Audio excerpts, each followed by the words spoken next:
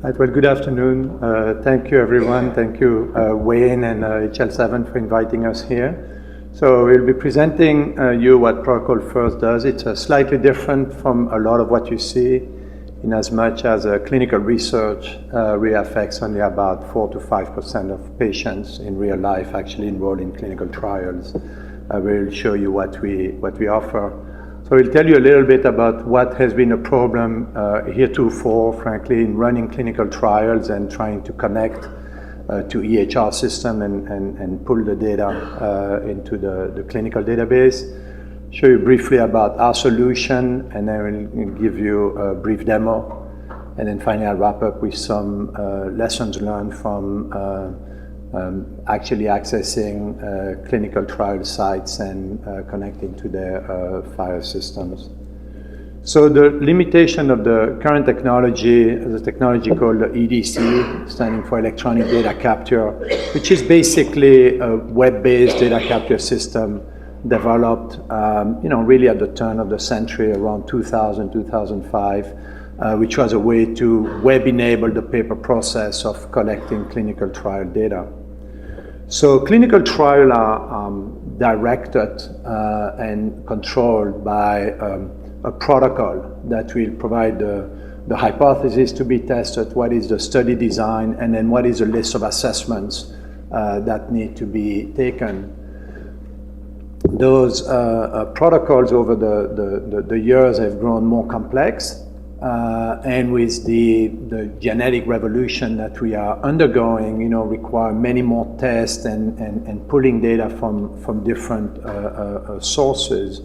And then these protocols invariably, as the clinical trial is run, actually run into the need to change something in the protocol, typically driven by some form of learning about a safety event or whatever that say we really need to check for X, Y, or Z, or we would like to add a particular assessment. There's both the protocol complexity and then those change has been in large part the source of the increased cost and timelines and whatnot of running clinical trials in the real world. Courtesy of Wayne here, in the typical clinical research arena nowadays, pulling data from an EHR system or identifying it there until it's resting place in analysis, basically, and submission ready data for the FDA, you have, and I won't bore you in going through every one of the arrows, but you can see that there's a lot of passing of the ball, so to speak, of the data, manual transcriptions, and then manual reconciliation of data across those databases, which makes the whole process both brittle, error-prone, and quite frankly, very, very timely. And it doesn't help when you're trying to identify sometimes pretty minute differences across patient cohorts. The more variance or the more noise you have in the data, the more difficult it is to detect any actual result from the drug or the treatment under consideration. So if it were not enough to have the problem of increased complexity from a scientific standpoint in the trial organization, the fact that the data will need to be passed along in many ways, in the actual configuration of those EDC systems, you have basically a significant amount of protocol-specific configuration that, again, requires a lot of hand-holding, if you want, and manual work between the protocol, which is a clinical document and destined to be read by a clinician, and then it's translated into a set of software specification passed on to clinical programming, and then finally the software is working. So this technology stack and this approach to clinical trial is really about as antiquated as can be, especially in the context of trying to connect to the EHR systems and leverage a technology such as FHIR. So what Protocol first has done is, as the name of the company indicates, is we started from the protocol. So we say we really can't have an extraction and a definition of specifications that then feed into the software programming. We really need to do it in one fell swoop so that there's an actual tight coupling between the protocol and the actual application to collect the data. So we extract the study design and the set of assessments, visits, cycles, and whatnot from the protocol, create what we call an e-protocol, which is essentially a metadata rendition of the protocol. And then that drives all of the downstream activities of data collection and study implementation. And then on the right-hand side, the SDTM, again, is a format required by FDA for receiving data for submission. So there are multiple ways to collect data in a clinical trial, and all of those data are defined from a regulatory standpoint as source data. And this is a rendition really from the regulators saying, okay, these are the exhaustive list of data types and data provenance that you can utilize in a trial. So I'll start at the 3 o'clock hour and then finish where you really care about, which is at the EHR part. So you can have direct data entry. So you visit your physician or the nurse, and they actually enter the data directly onto a tablet or whatever, and that data is what goes to the pharmaceutical sponsor in the clinical database. So there's direct equivalence between the source that stays at your doctor's office and the data that is sent to the sponsor. Then you have a slew of third-party data. You can have sensor data, wearable data, patient-reported outcomes and other data, and of course all type of central lab, biomarker labs, or whatever data that will need to be pulled into the system.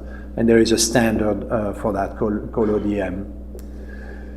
Then you have the way of saying, okay, well, I have in my EPIC system, for example, I have my results in my chart or on paper, and I can upload that source data onto the software, and from there do the transcription into the clinical database. And again, we use something called certified copies to say, really, this is a record. The FDA or the sponsor doesn't need to go back to the medical chart. They can limit the evaluation of the quality of the data straight from within the application. And then finally, as I say, the EHR connection, we saw FHIR as truly a game changer. We had looked at HL7 messaging and seeing how we could connect there and bring the data into our platform. And there really were issues around security, around access of data, which provider would give you access if you can roam around, so to speak. And we thought that FHIR was providing the unique ability to both authenticate and have a secure way to connect to the EHR system, and then pull exactly the records and the data that are needed for the clinical research without touching at any other of the record. So let me show you the demo of the system, if you don't mind, and I will narrate it for you. So the way it works is that we collect the data. So this is a view of a nurse, a site coordinator at the clinic. So they will go, this is at UCLA, they create a subject, they link that subject ID with the MRN and the name of that subject. We don't store that information, but we need it to connect it through FHIR. And here the site coordinator, so the nurse at the clinic, is actually logging into their system. And as the prior speaker said, in the EPIC sandbox, they make you go through my chart in real life. That's not the way you go. But so here I have linked this subject 20504, and I'm going to pull some data. So I create the visit for this patient, and I go and I want to pull the chemistry panel. And you can see that this panel has 48 data fields here that are shown are missing at the beginning. And you can see down below, is the case report form, as it's called, where the data needs to be entered.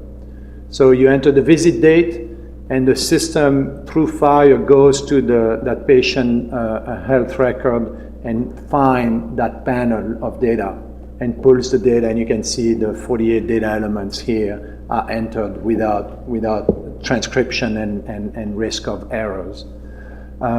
Likewise, we can pull various types of event data, in this case concomitant medications that of course are very interesting in clinical trials. So again here the nurse will mark what concomitant medications are relevant for this particular trial, load them here, and then it can be synced and updated over time. So the sponsor view, the data manager, the person reviewing the data is going here. These are the domains in which the data are organized again for submission.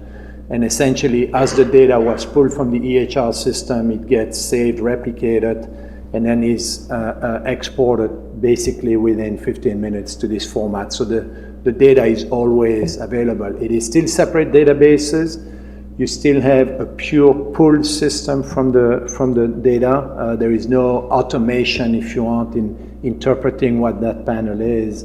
And that way we feel we have the best of both worlds, basically. So we've linked to pretty much every one of the major EHR systems on FHIR. And again, we pull a significant portion of data requiring clinical trials, vital signs, labs, ConMeds, as I showed you, and then depending on the system, we have more or less a success on adverse events, but it will come in future releases. So lessons learned. As I say, FHIR is really a game changer. We think that the push toward the meaningful use stage 3 and the adoption of FHIR in certified EHR system is in clinical research is a real game changer.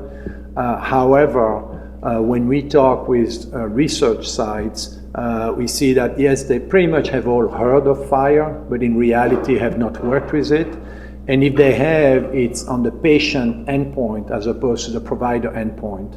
And so there's a significant amount of work on our part of education and really pointing them to the HL7 FHIR, websites, giving them security information, providing them our own security and compliance information. But there is clearly something where I think HL7 really as an organization can help by promoting the wider adoption of those provider endpoints and really explaining more precisely to academic and other sites the security and safety of pulling the data.